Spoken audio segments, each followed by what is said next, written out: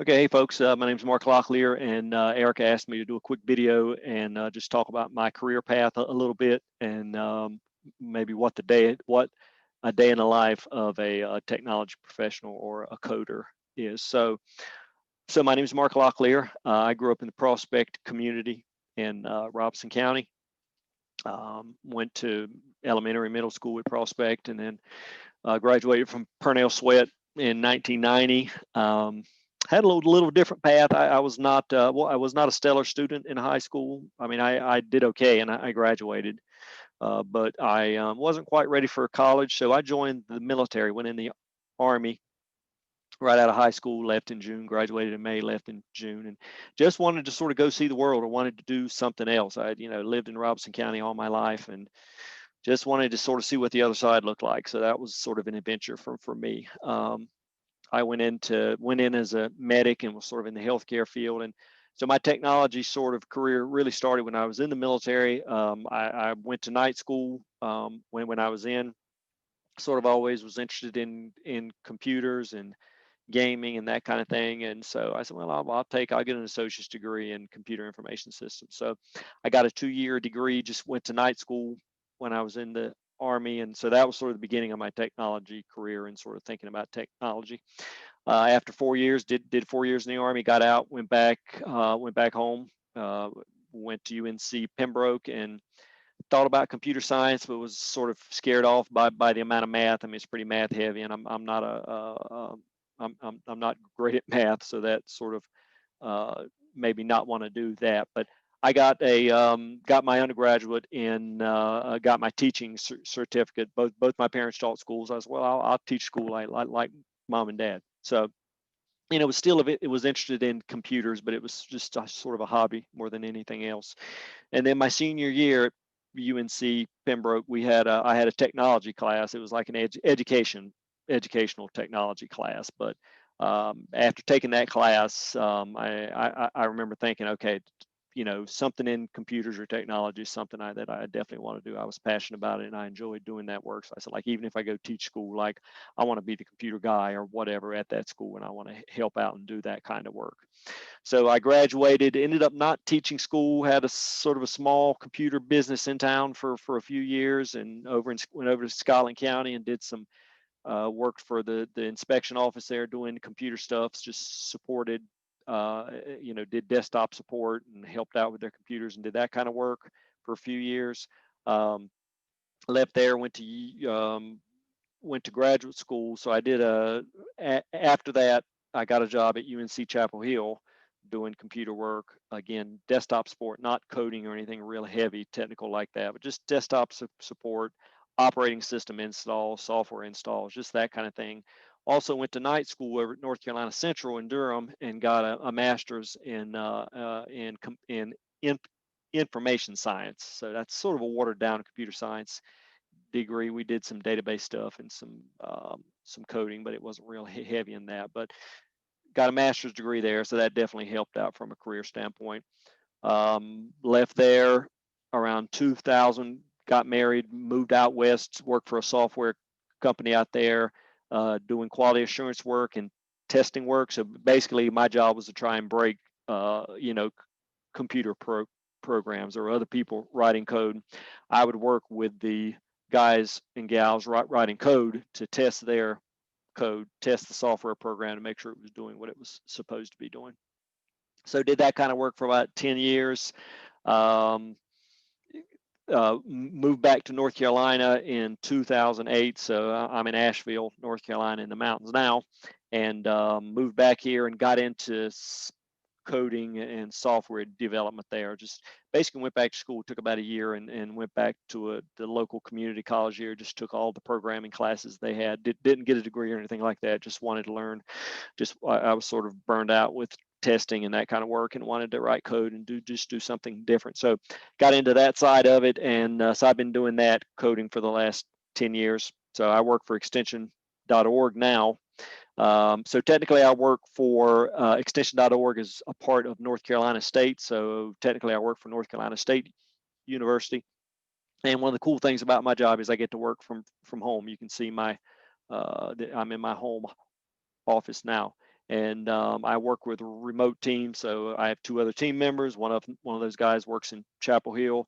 The other one is in College Station, Texas. So that's sort of a fun part of my job, is I get to work with people from all over the United States, really. And so that's kind of fun. So what's a typical, so that's my career path and sort of what I did there.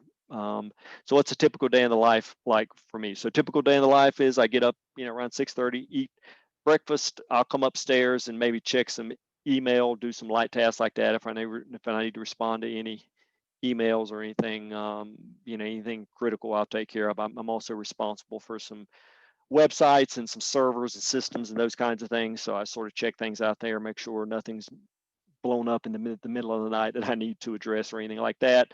I've got a 6-year-old daughter, so I usually go back downstairs, help get her ready for school. I normally do drop off in the morning at school, so I'll drop her off around 8:30 or so. Then I'll come back. I'm back in front of the computer 8:30 or 9. And so I do a lot of things on my job now, but I mean, I've been in the industry for about 20 years now, so I've sort of got a pretty wide array of responsibilities. I'll talk a little bit about what a typical day is like for a coder or software engineer, someone who writes code. So a typical day there is sort of, I told you how your day is going to start. Generally, you're going to get requirements. You're going to work with a product manager or somebody like that who actually writes requirements for software features up. So think about any website that you've been on before. There may be a search box at the top, or there may be a little drop-down list or something like that. Well, somebody has to detail the requirements of how that's supposed to work. It's not like you just have a conversation about it and you just go write some code and do it. I mean, you work with either, again, a product manager. Sometimes you work with clients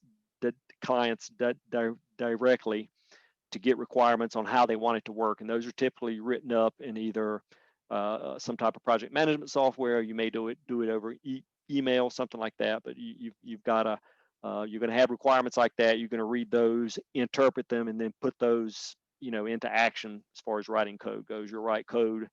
You'll test it maybe on your local computer. If it looks good, you'll push it up to some kind of repository, and it'll be deployed to a website. Sometimes you'll get feedback from other colleagues or from clients or your product manager. They may want you to rework something. Oh yeah, I like the way you did this one thing, but this other piece is not working the way we want it to. So there's sort of an iterative process where you go back and forth that way. Communication is key. I tell people have an idea of coders and people just sort of heads down working in a corner somewhere and just looking at a computer screen writing code. It's really a collaborative process. Generally, you're going to work with other software developers and engineers and product managers and all kinds of folks like that. So email is generally how you're going to do that. I work remotely, so I obviously do all my work on a computer, but we often do video calls, just like I'm on a video making this video for you all. So we're in a different time, obviously, with the pandemic right now, and a lot of people are working from home that haven't been in the past. But again, I've been working from home for about 5 years now. We're only going to see that more and more, people working remotely.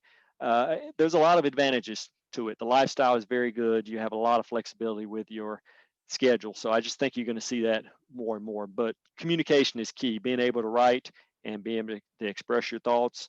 I mean, you don't need to be you don't need to be able to write a novel or something like that, but you need to be able to communicate effectively with other people. So that's one of the things I tell people, that if you want to be working technology field or coding or software development or gaming, those kinds of things, it's good to have, from a technical standpoint, to be able to write code and solve problems, but you also need to be able to talk with people and work with other people. So don't downplay that part of it. You can be the best coder in the world, but if you can't communicate with others effectively, again, in written form, so over email and things like that, then you're probably not going to have much success in the field, because nobody can do it by themselves.